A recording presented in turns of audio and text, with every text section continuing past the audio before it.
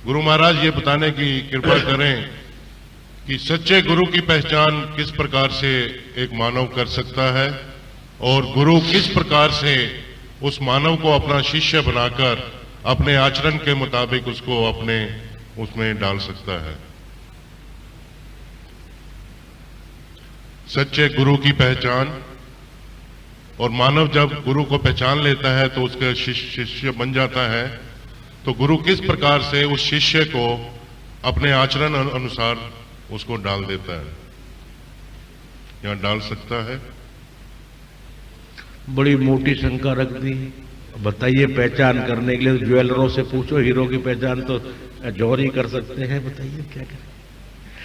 मेरे प्रेमी, जहां प्रश्न उठता है गुरु की पहचान क्या है, यही प्रश्न मैंने मेरे गुरु महाराज से बहुत बाल्यकाल में किया था, जब आयु मेरी 14 साल थी। ये 13-14 साल की आयु में ही इस शरीर ने नाम दान लिया, वृंदावन में लिया।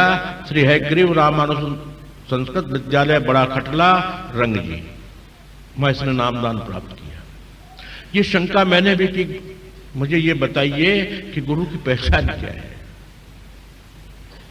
तो बड़ी सरल भाषा में उन्होंने कहा कि बेटे, सरल पहचान तो एक बड़ी साधारण है कि जब मानव की ज्ञानेन्द्रियां, कर्मेंद्रियां, यानी 5 ज्ञानेन्द्रिय हैं, 5 कर्मेंद्रिय, चित्त, अहम और बुद्धि, कितने हो गए जी? ये 13। कमजोर हूं गणित का, इसलिए पूछ रहा है। गणित का कमजोर आदमी हूं। 13। तो ये 13 तेरे पास है, तेरे पास है, मेरे पास है? तेरे पास है। गोविंद कहता है मेरे पास है।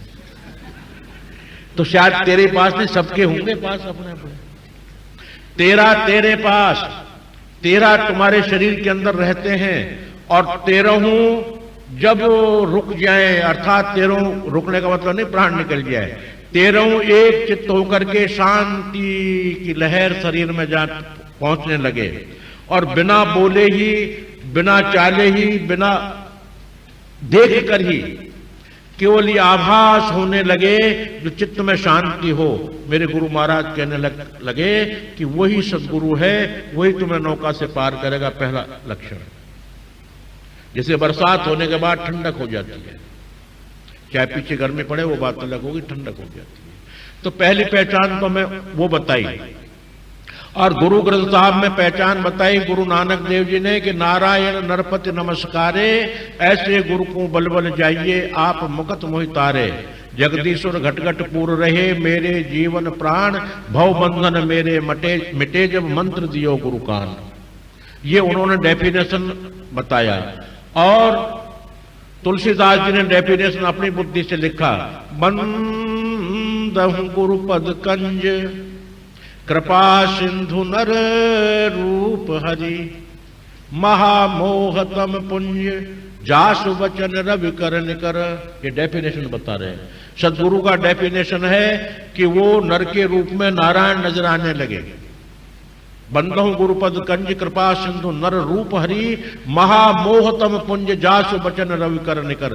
जिसके वचन सूर्य की तरह बॉडी के अंदर प्रवेश करें और उजाला हो और पुरानी याद आने लगे कि ये बात तो बिल्कुल ठीक है, और रुचि होने लगे।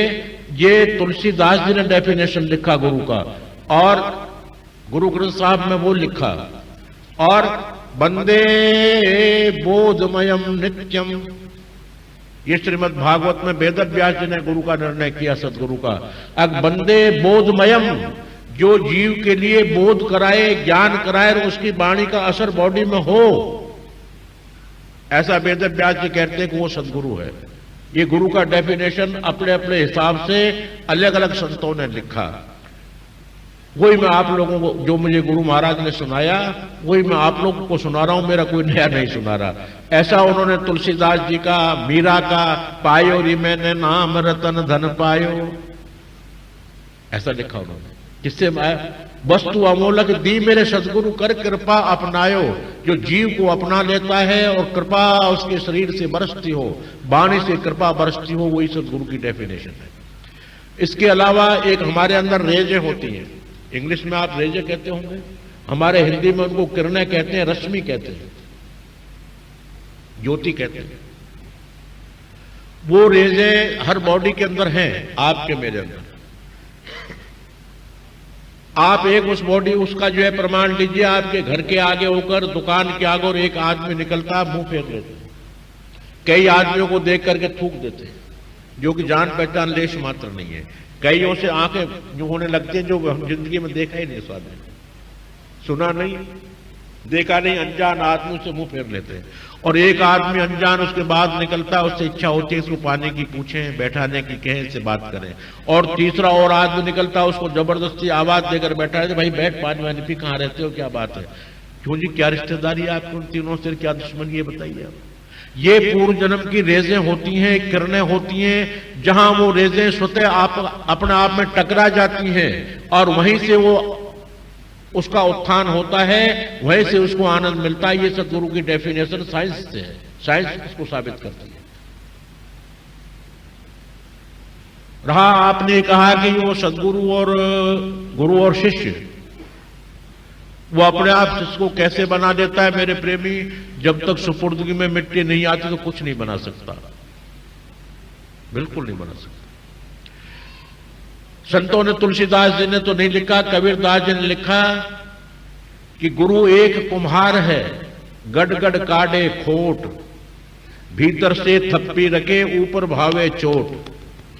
ऊपर से चोट मारता रहता, तुमने ऐसा कर दिया, तुम नालायक हो, तुमने ये कर दिया, तुम नरक को जाओगे, तुम ये कर दो, ऊपर से तो ऐसा बोलता है, भीतर हत्या रखता है, कृपा की दृष्टि रखता है, घर में आनंद करता है, सुख और शांति की कामना करता है, वरदान देता है।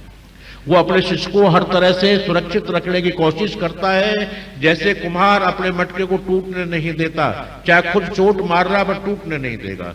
उसमें चोट क्यों मारता है कि हमेशा के लिए मजबूत हो जाए, इसमें पानी न रिसे, इसलिए वो चोट मारता है। अगर समर्पण भाव में हो जाता है तो एक गुरु अपने शिष्य के लिए ठोस घड़े की तरह, अर्थात जैसे गंदे कपड़े को सुपर्गी धोबी के कर दिया जाए, ये धोबी भी एक गुरु धोबी की तरह अपना कपड़े को स्वच्छ और साफ कर देता है, और साफ करने के बाद टिनापोल दे करके उसमें प्रेस मार करके घड़ी लगा करके और तय करके दे देता है। ये गुरु अपने शिष्य के साथ व्यवहार करता है, और ऐसा व्यवहार हर गुरु शिष्य के बीच में होना भी चाहिए।